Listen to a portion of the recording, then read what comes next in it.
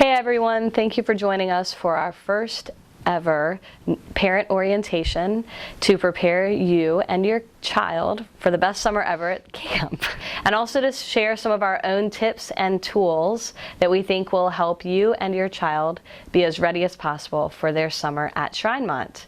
Please enjoy this webinar. There are some visuals, but mainly what we're doing is talking. So we give you permission to multitask and just listen in while you do some other project.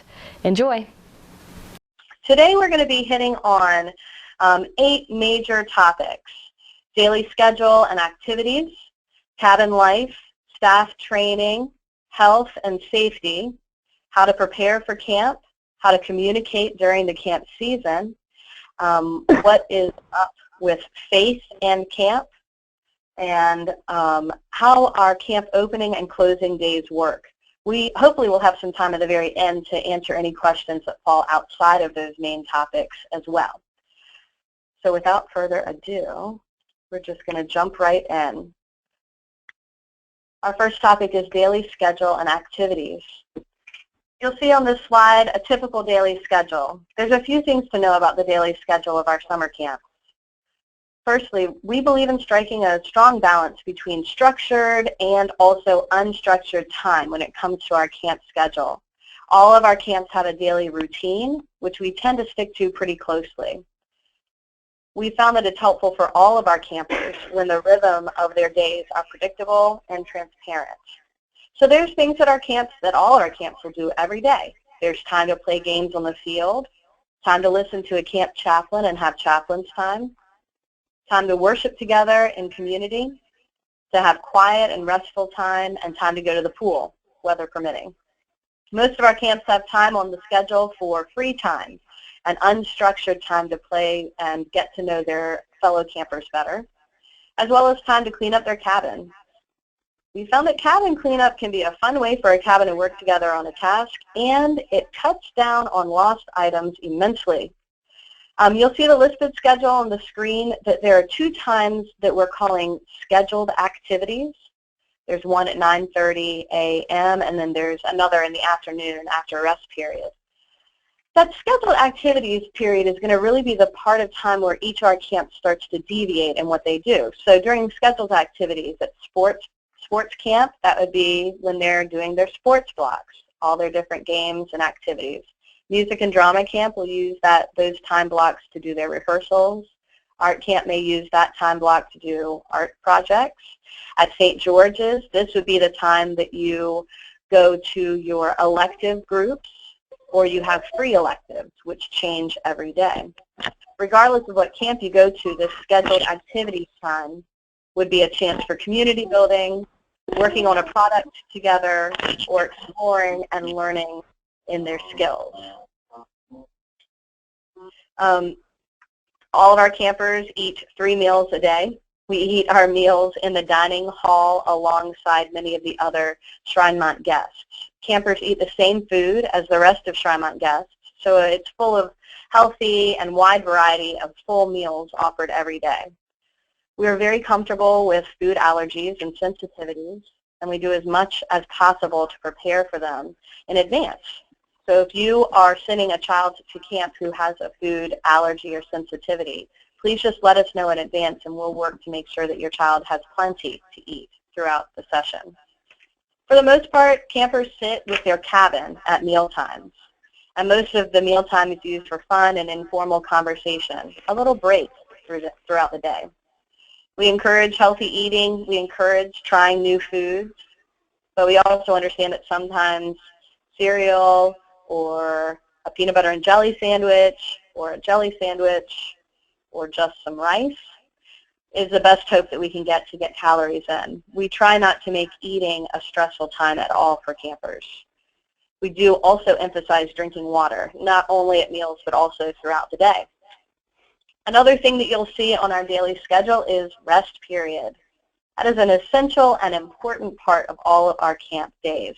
It's something that happens at each camp, and it's a period of time where campers have to go back to their cabin and quietly stay on their bunks for rest. We have the rule that you don't have to sleep during rest period, but you do have to be quiet. This is not even a time for quiet conversations with your friends. It's really a silent period.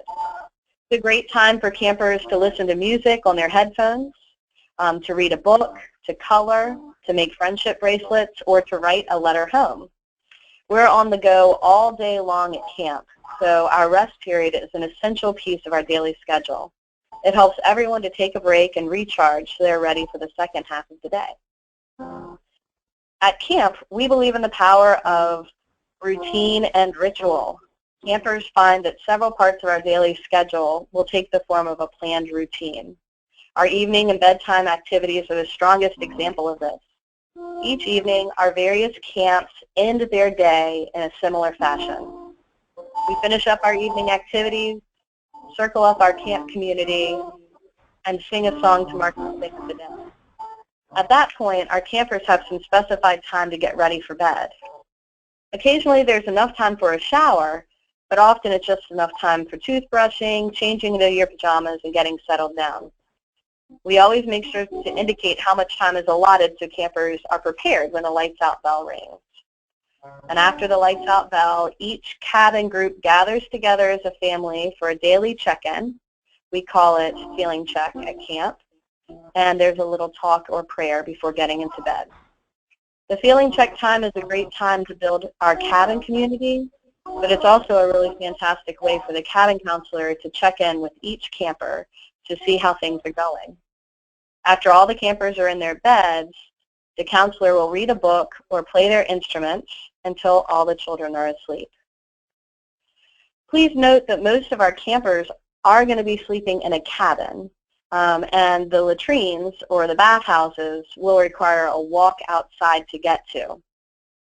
We will address, each cabin counselor will address on the very first day of camp all the different ways that campers can make sure that going to the restroom in the middle of the night is not a scary prospect. And every single counselor is more than open for campers to wake them up so that they can go with them. That's something that our counselors do all the time.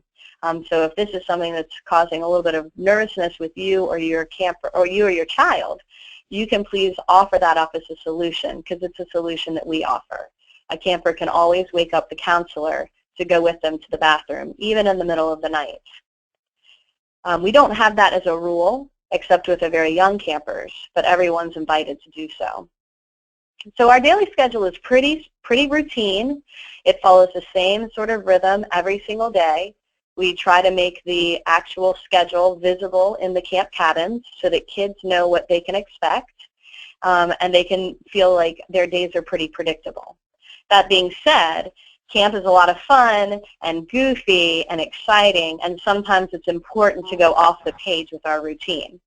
That means that sometimes there will be activities that are a surprise, or things that take up more time than usual. For instance, almost every camp has evening program each night, but we typically don't tell campers what specific activity will be scheduled. It's a surprise. Your camp may go on a day hike that has you out of camp for most of the day, and you may miss some meals because you're eating in the woods. We may celebrate something special that throws the daily schedule off for the day. We try and have a good mix of both structured and unstructured times. I believe that that's all that we have to share about the daily schedule and activities. Let's see what questions we may have.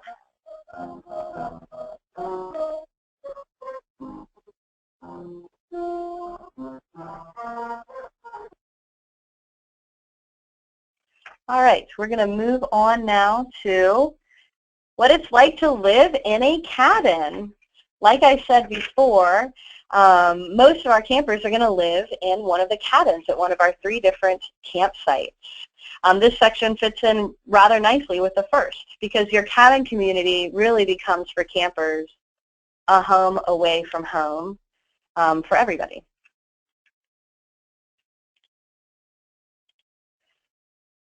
At most of our cabins, campers will sleep on a bunk bed. There will be between 8 and 10 children in a cabin, depending on which session they're going to and which camp. And there will be 1 counselor who will also live in the cabins as well. Your camper will have the same counselor for the whole time that he or she is at camp. This counselor is their counselor for the session. They will make sure that the campers are getting to know people, that everyone is feeling comfortable, that everyone is staying healthy and well, and our cabin staff are usually the first people to notice and respond to any issues. Our cabin staff are specifically hired to watch out for the kids in their cabin. So they are always counting their kids when we walk around, checking in with our kids, and making sure that everybody's doing well. At each of our camps, all of our cabin buildings are set up to be 2 individual cabins connected by a center space that we call a half cabin. We will have a staff member who sleeps in the half cabin as well in each session. That means that in each building there will be a total of 3 adults who are looking out for the kids.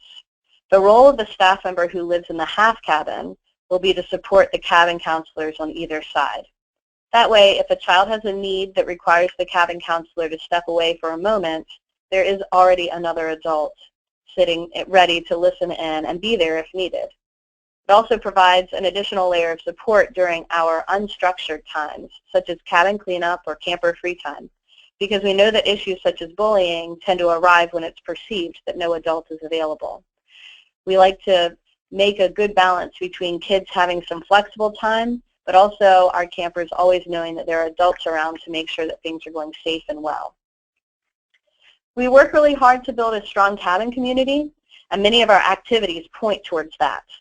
This is why we have a standing policy of separating known friendships, separating people from the same church, and separating siblings when we make our cabin assignments. We found that it's not as helpful as it seems to have your best friend in your cabin, and it can also be a challenge for another camper who came to camp without any existing friends. If your child is coming to camp and only knows one or no other people, please don't worry. Your child will not be the only person in that situation, and we work hard and we deliberately work to create connections between campers within the first 24 hours. Our cabin structure helps this tremendously. Through activities like cabin time, which is a time when all the cabin group can choose together to do an activity on their own, or daily feeling check and the nighttime routines, trust, connection, and care can grow throughout the session. Your cabin group really feels like your family by the end of the time that you're at camp. Our counselors have been trained to set norms and expectations for their cabin family on the very first day of camp, and those norms can help to provide the framework for conversation if there's conflict or missteps in the community along the way. It's our hope that our strong emphasis on the cabin community will help each camper find an immediate connection at the start of camp, and our nurturing of this community will help cabin groups grow in love throughout their time. I'm going to pause here and look at our questions that have come up.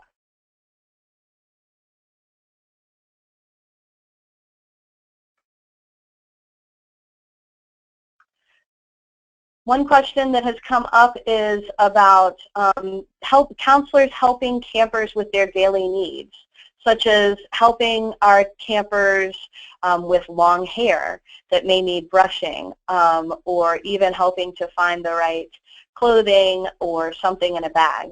Our counselors are really there to look out for each kid, and so if there are needs like that that your kid is going to be needing some additional support for, please just let us know, and the counselor will be thrilled to help out in any way that they can.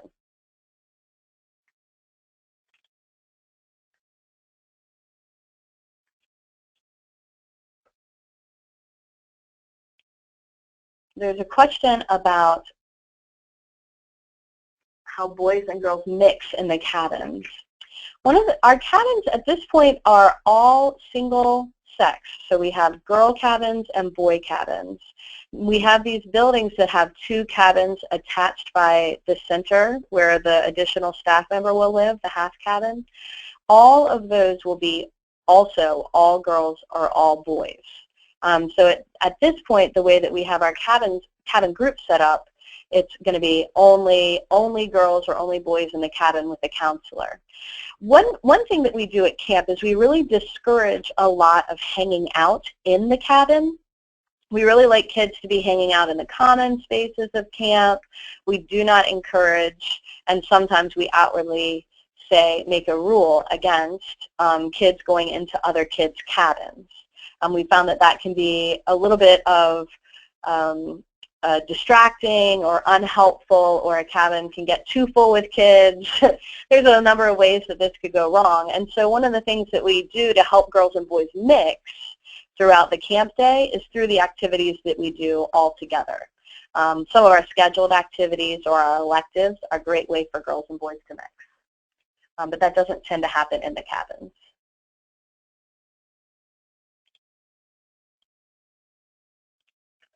All right, we're going to move on to our next topic, which is staff training. This is a very exciting one for me to talk about because I am definitely right in the midst of writing and planning for this year's staff training modules. It covers many different things, and so I'm going to work really hard to keep my comments short, because otherwise I would just go on and on all day about how wonderful our staff is and how much of an emphasis we put on their training and support. First off, I want to remind everyone that each person who comes to work at Mont camps has been thoroughly vetted. Our hiring process involves interviews, a written application, multiple reference checks, state and federal background screenings.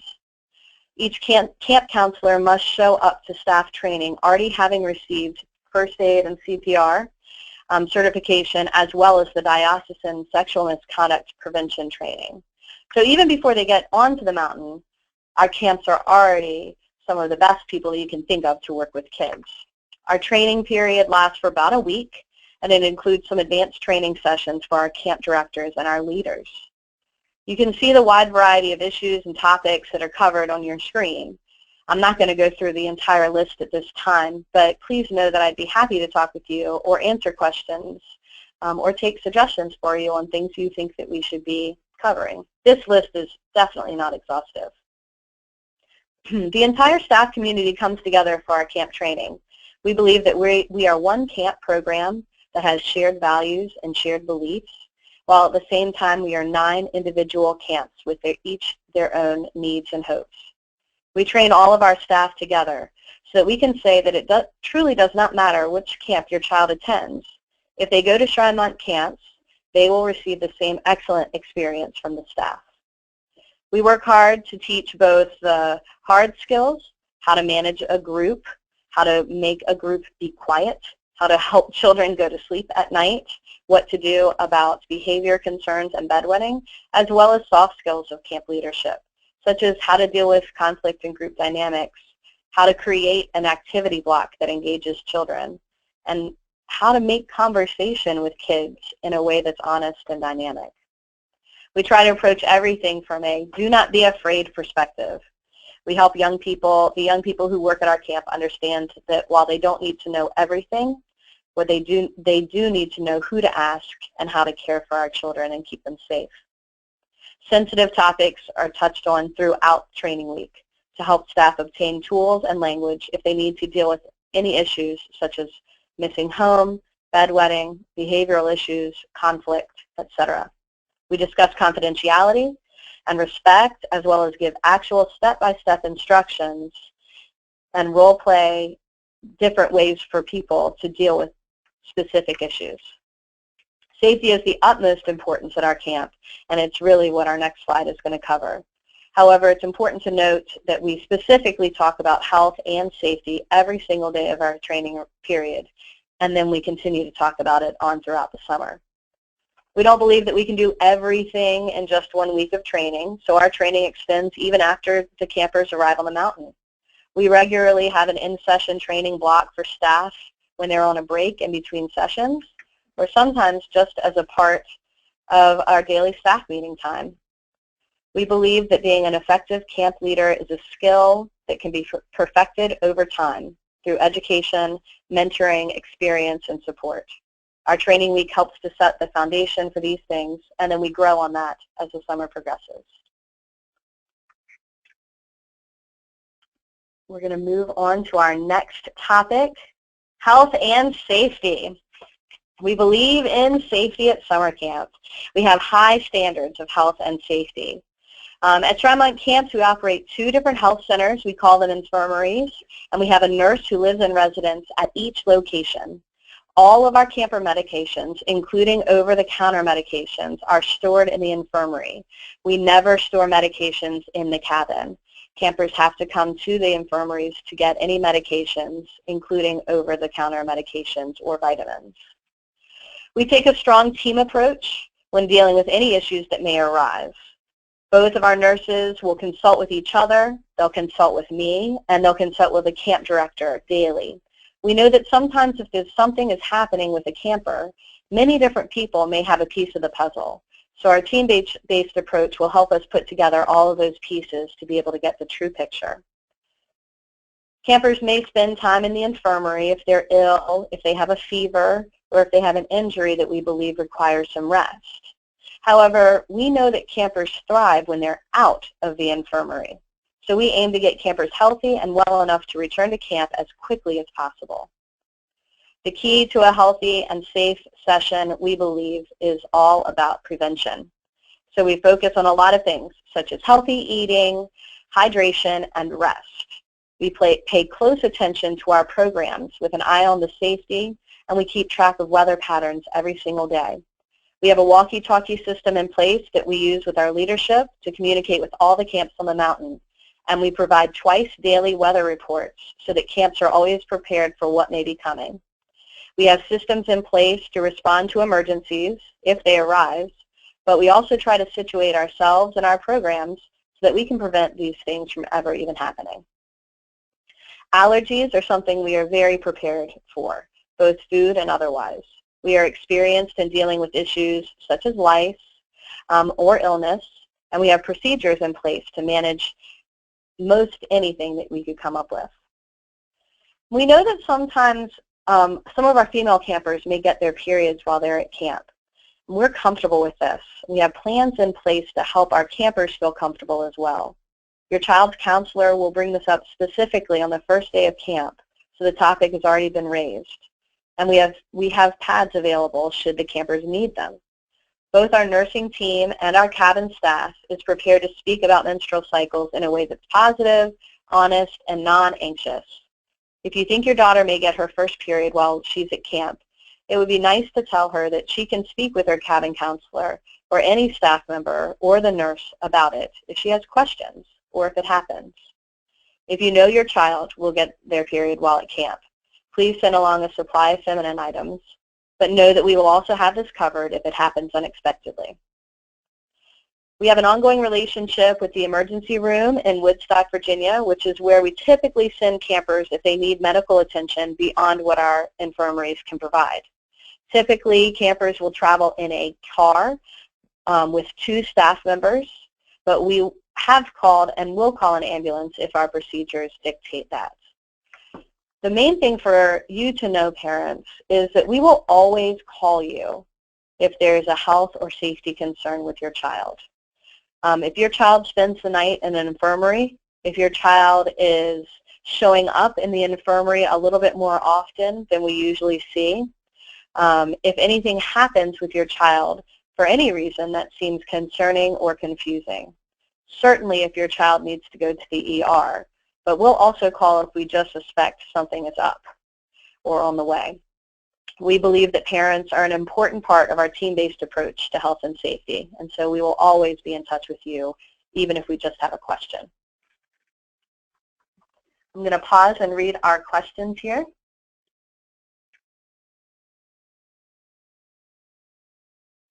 Oh, one good question from a parent about whether or not you need to approach the question of having your menstrual cycle with a young camper. Typically, counselors begin to bring this concern up when the campers are more in the age of 10 and 11. If you are sending your child to a camp that has maybe 11-year-olds going, and you'd like to have that first talk be from you, I would encourage you to go ahead and have that talk before camp. You can also call me, and I'll be happy to speak with you about one-on-one. When our counselors bring up menstrual cycles, they really just sort of say it.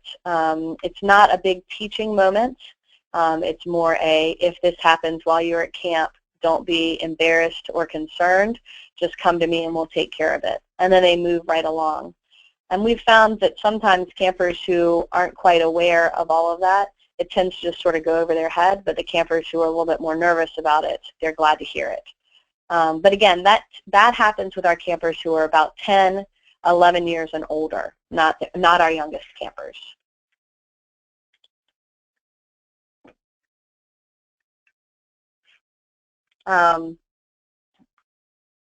There's a question about sunscreen, bug spray, etc. We put on sunscreen regularly throughout each day at camp, and we are very vigilant about that. Our counselors, that's one of the roles of our counselors, to remind kids to put on the sunscreen and even to watch them do it. It's not just enough, we know, working with kids to tell them to put on sunscreen or tell them to put on bug spray. They actually have to be a part of the process. So that's a big piece of what will happen in the cabin with your cabin counselors. And also, it's something that we talk about on the broader terms with our camp. All right, we're going to move right along to preparing for camp. Just like our staff goes through many things and many conversations before the first camper arrives to the mountain, there are things that families can be doing now at home to prepare for their child's first or second or beyond year at summer camp. Here are some things that you can do before camp opens to get set up for success. First off, packing. You should have received a packing list in the mail from us, and if you haven't, please just let us know. We'll be happy to resend it to you. In short, you want to make sure that you're packing your child with enough clothing that would last the entire session. We don't have laundry service for campers except in special scenarios. Include a change of clothing for a second change of clothing for at least 1 or 2 days, because it does rain and kids do get dirty, and sometimes they have to change their clothes midway through the day. Pack 2 pair of sturdy shoes. That way, if one gets muddy or wet, there's still another one that your child can bring. No flip-flops at camp. We want to make sure all shoes have a back and that they're nice and sturdy. You do not need to purchase hiking boots unless your child is going to Explorers the Great. If your child is going to St. George's Session 4 or Explorers Session 2, hiking boots can be helpful, but also really sturdy tennis shoes would also be helpful. If you own hiking boots, please feel free to throw them in. Many of our camps, our kids above the age of about 10 or 11 tend to go on at least day hikes. Think of shoes that are broken in. Please have your kids wear their shoes around before they get up to camp. So if there's blisters or rubbing, we can be prepared for that. Think of shoes that are okay getting dirty and can handle a whole day of activity. And don't forget lots of socks. Sunscreen, bug spray, all of that's great stuff to bring. We'll have them at camp, but we always appreciate parents bringing them as well. Water bottles are essential. We ask that you bring 2. We ask that they be a good size water bottle. If your child is small and has small hands, please don't give in to the temptation of buying just like a 6-ounce water bottle. Try and go up a little bit bigger just so they don't have to keep refilling all through the day. Toiletries with a carrying case is pretty helpful. Your child will be taking their bath supplies to and from the latrines every single day. So something to carry them in is always helpful. It's also helpful to pack and prepare for rest period. Rest period is a great chance to bring books, paper and pencil and envelopes. Self-addressed envelopes are often very helpful, as many of our younger campers actually do not know how to address an envelope. We'll help them with that if they have some need, but it's also helpful when the parents just go ahead and put an address already on the envelope. Your child will be provided a mattress, but you'll want to pack a pillow, sheets, and a blanket or a sleeping bag. We have a supply of sleeping bags in case you forget one or don't own one, but many children like to sleep in their own sleeping bag all week. The nights can be pretty chilly. Please don't bring anything that's very precious, expensive, or hard to replace to camp. Our camp is pretty dirty. We sleep in cabins with only screened-in windows. It can be damp and hot and chilly all in one day, and it's very difficult when something is broken or misplaced. So we encourage families to please leave their most precious items at home. And please help us plan ahead and do not bring electronics. We would like for nothing that can connect to the internet to come to camp with children this year. Cell phones are not allowed. So if your child uses his or her phone as a camera or as a music player, please prepare alternatives for them to bring to camp. We work really hard to bring people together in real life, and the distractions and safety concerns of internet-ready devices does not increase safety at camp. On the contrary, it can work against our mission of building strong communities, and it can provide some distance between people. Please do not send your child with a cell phone, even if it's just packed in their stuff and reserved just in case of emergency. We have found that that can be too much of a temptation for young people. I'm happy to speak at length about this policy. It's one that we continually review and consider, and it's one of the most essential pieces of who we are at camp. Our dress code at camp is very basic. Please be prepared to wear clothing that fits the active environment that we live in at camp. We don't want to see underwear or body parts typically covered by a bathing suit. In the pool, we ask for tankinis or one piece for girls and board shorts for boys. And please consider the messages that may be conveyed on clothing. Items that advertise drinking, drugs, or other quote-unquote not allowed behavior are not appropriate clothing choices at camp. Please, before camp starts, ensure that all of your forms and your payments have been submitted. Parents returning their forms in advance of camp is the #1 way that we can make our opening day more successful. Please don't wait until the last minute to turn those forms in. If you have questions about this, if you are wondering which forms or if we've received your forms, you can get in touch with us. But I'd like to remind you that we ask for all forms to be turned in 2 weeks before the start of your child's camp session. And we think that the most important thing you can do to prepare your child for camp is just to talk with them about it in the weeks and days leading up to the event. Let them help you pack. Maybe go to the store together and pick out a new water bottle or bug spray together. Try and stay upbeat and positive as you talk about camp. Express to your child that a little nervousness is okay and it's totally normal, that there will be other campers who are nervous too. Help them think of some questions that they may use to get to know the other campers in their cabin, maybe what their favorite things are, what they've been doing for the summer. At camp, we don't really use the word homesick. It sounds like an illness that can spread. Rather, we talk about missing home. We use language that emphasizes that missing home is normal and natural. Even counselors miss home. Missing home means that there's people and places that support them and they love. And it's okay to miss those things. But we remind campers that camp is only a few short days and that they'll be able to share all the fun they had at camp with their loved ones at home very soon. It can be helpful to give your child those tools to deal with their nervousness or anxiety, such as deep breathing or going to a counselor to share their feelings. Our counselors are trained to talk about missing home at camp and are ready to help your campers stay active and positive during their time. Please, parents, don't make a promise to come get your child if he or she wants to go home. We found that after about 30 hours of camp, most children have gotten past their most intense feelings of missing home. However, if they think that mom and dad will just come get them, it can be harder to let go of some of those worries and enjoy camp. We do not send children home unless they are sick or injured.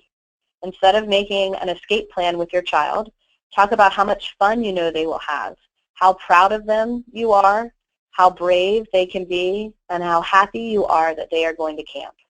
They will feel more comfortable if they don't pick up on your anxiety. And just to pause again, I promise that we will call you if your child is having problems at camp that lasts more than a day. That's one of the things that we always do as we bring our parents in to help us manage and deal with anything that may be going on. So if your child is having a hard time, we will be giving you a call. If there's specific things from home that we should know about that may be affecting your child while they're at camp, please let us know in advance. That will help us be the most prepared and ready. I'm going to pause here and look at the questions. Oh, there's a question about camelbacks for water. Better for a small child than a water bottle. That is totally up to the family. Some kids love the camelback. Some kids don't want something on their back. So if it's something that works really well for your kid, we give it 2 big thumbs up. And about rest period activities. If your child has an iPod that doesn't connect to the wireless, they certainly can bring that. We'd ask that you just tell the cabin counselor so we can make sure it stays in the cabin and stays safe, but that is something that kids can use to listen to music while they're at camp at rest period. Games is okay if it's part of the iPod, just no internet.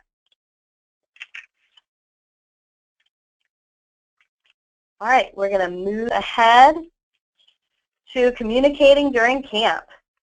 We're almost at our time limit, so I just want to share a few more details with you. Most of this has been covered on a previous slide.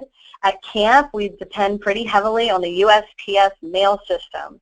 The only way that campers should be planning to be in touch with their family is through United States Postal Service. We collect and send mail every day.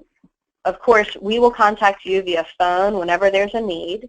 And when appropriate, campers have been known to speak with parents, but please don't tell your camper that. Our official line is no phone calls for kids. You can be in touch and we strongly encourage families to write their kids mail. A lot of families will even send a letter or two the few days before camp. So on the first afternoon, there will be a letter waiting for them. You can drop off your letters at check-in and we'll make sure they get delivered. But we're asking no care packages.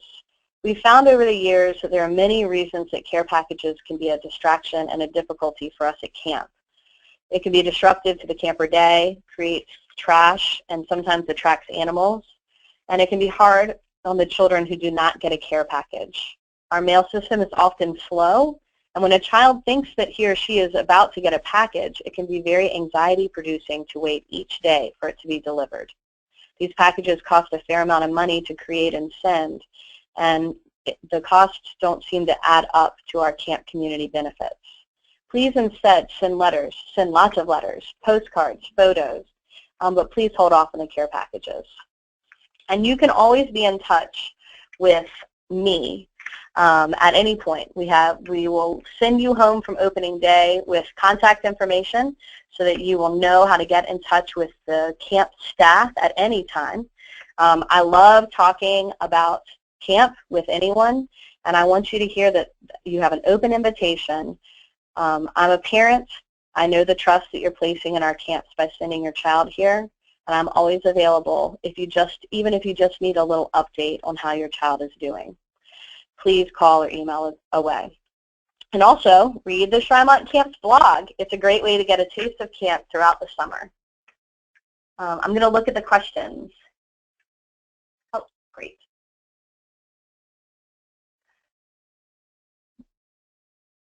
We're going to move on. There's a number of sort of miscellaneous questions that I will get to before the end.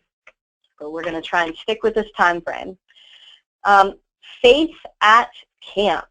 You don't have to be an Episcopalian or a Christian to come to our camps. This is a program of the Episcopal Church, but campers and staff don't need to adhere to the doctrine. Rather, we try and create a space for all people to explore their faith in a way that's safe and open and accepting. Your camp's staff will include a chaplain who is either an ordained priest or a lay leader. She or he will provide chaplain's time activities as well as help the kids and prepare and put on daily worship.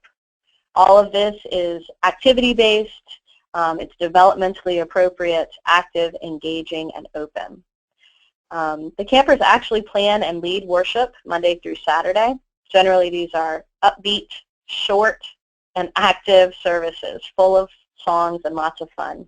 And on Sunday night, all the camps who are in session come together for a Eucharist service. We frame it to look and feel a lot like the regular Sunday service that campers might experience at home, more camp music. Your child will be invited to take Eucharist or come up to receive a blessing. So if this is something that is important or new for you, please feel free to talk about this in advance with your camper. All are welcome at our table. Your child will be invited to explore his or her faith while she's at camp, but it's okay to share a lot or a little. We're prepared for a wide variety of beliefs and comfort levels, and our aim is to create an inclusive and accepting environment for everyone. Shrymont Camps is a place where kids are invited to take ownership of their own faith and explore it with their peers and other leaders. We're rounding the finishing line here, people. The last thing that I want to just touch in is some information about what the opening and closing days of camp will look like. Please check first and foremost and double check the date and time and location of your camp's opening and closing day. We'll have that information on the website. We can share it with you, and you should have it, but please double, triple check. And then arrive slightly before the opening time, 30 to 45 minutes prior. Plan to stay at Shrymont for about 90 minutes. We found that it is most helpful when all the families, including the campers, are prepared for our opening process, which involves every family speaking with the camp director, checking with their forms, and speaking with the camp nurse. These are important parts of our opening procedures. If you have medications, you would want to bring those with you to opening so that you can check them in with the nurse, because again, all of our medication lives at the infirmary. We work really hard to make the process of opening registration go as quickly and smoothly as possible. But checking in with the director and the nurse is really important. So please prepare your family for a little bit of a wait before they can run up to their cabins and get settled in. Once they've done all the check-in, your child will get to go to his or her cabin and pick out his or her bunk. We believe that there are pros and cons to both top and bottom bunks. So since you don't know which one your kid may get, it might be helpful not to make a promise about if he'll definitely get the top or the bottom bunk. We'll try and make everything comfortable as quickly as possible. Parents are generally invited to walk with their children to the cabin so that you can see where your child will be sleeping, and then get them settled in before saying a quick goodbye. Please let that last step of opening be as quick as possible.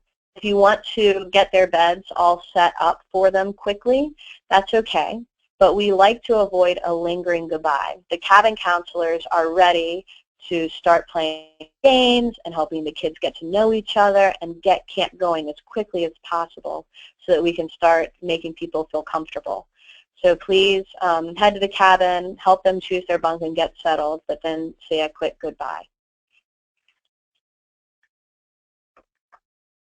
All right, and then finally, what does the last morning of camp look like, closing? All of our camps will close with a worship service. We will share the location in advance, so please double check that location and time just like at opening. Please give yourself a little bit of time to arrive, maybe 20 minutes before the worship service starts so that you can be in place when it begins. It will typically be a Eucharist service, so please plan for 60 to 75 minutes for the service and then saying goodbye. There will be a couple important reminders happening during the worship service, and then after it's over, all parents actually need to sign a form to check their child out. That is a very important safety piece for us. We also like to help parents remember to pack all of their things back into their car and not accidentally leave anything there. We pass an offering basket at closing worship services that supports our scholarship fund, so please consider bringing money for the donation. Both opening and closing day involves a lot of activity, but our staff will be on hand to guide you through each step. We think the most important thing is that you're ready to spend the time necessary so that you and your child aren't feeling rushed or anxious.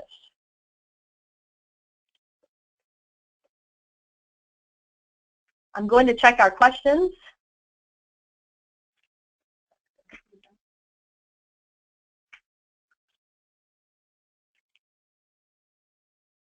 There's a question about Explorers 2. Explorers 2 campers most likely will probably spend 2 or maybe 3 nights camping out. It may not all be in one trip.